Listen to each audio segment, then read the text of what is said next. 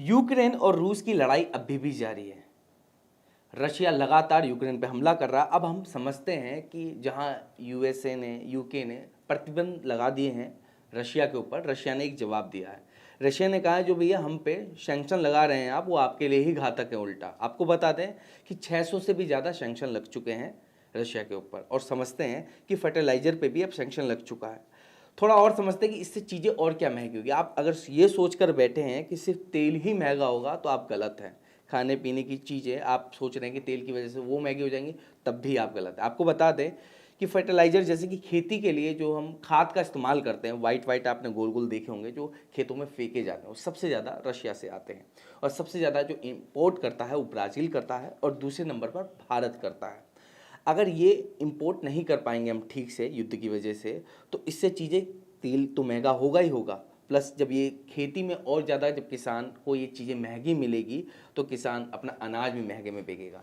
जब अनाज इस खाद की वजह से कम उगेगा तो ऑटोमेटिक वो अनाज ज़्यादा महंगा होगा, और लोग खाने वाले ज़्यादा, और अनाज जब कम होगा तो रेट ऑटोमेटिक आसमान को छुएंगे।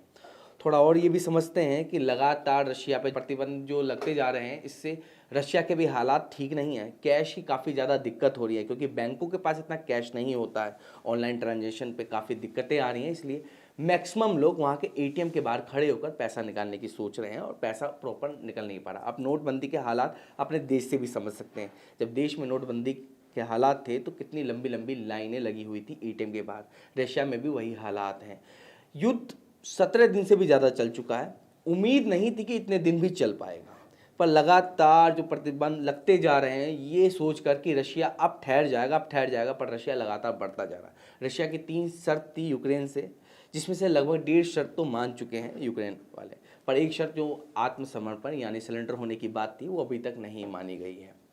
उन्होंने कहा था नाटो में शामिल नहीं होना चाहिए यूक्रेन को। उन्होंने वादा भी किया है कि यूक्रेन नाटो में फ़िलहाल शामिल नहीं होगा, पर आत्मसमर्पण की बात यानी सरेंडर होने की बात, वो अभी तक इस बात पर एग्री नहीं कर रहे हैं। युद्ध लगातार जारी है, और कहीं ना कहीं लड़ाई जो यूक्रेन रशिया के सामने लड़ रहा है और टिका हुआ है। हाँ, आसान शब्दों में समझे कि यूक्रेन रशिया के सामने ज़्यादा दिन टिक नहीं पाएगा, पर ये युद्ध को थोड़ा लंबा और खींच देगा। 17 दिन से भी ज़्यादा युद्ध खींचा गया है, पर इससे कहीं ना कहीं पूरे विश्व को परेशानी उठानी पड़ेगी, क्योंकि कहीं ना कहीं रशिया जो एक्सपोर्ट करता है वो कहीं ना कहीं मैक्सिमम लोग इंपोर्ट भी करते हैं उनसे। इससे चीज़ें और महंगी होगी और नुकसान सभी का होगा। आप लोगों की क्या राय है, हमें ज़रूर बताइएगा कि रशिया पे जो ये प्रतिबंध लगाए गए हैं, इससे किन किन देशों को कितना नुकसान हो सकता है। और भी अपडेट्स के लिए बने रहे और थंब न्यूज़ के साथ। धन्यवाद।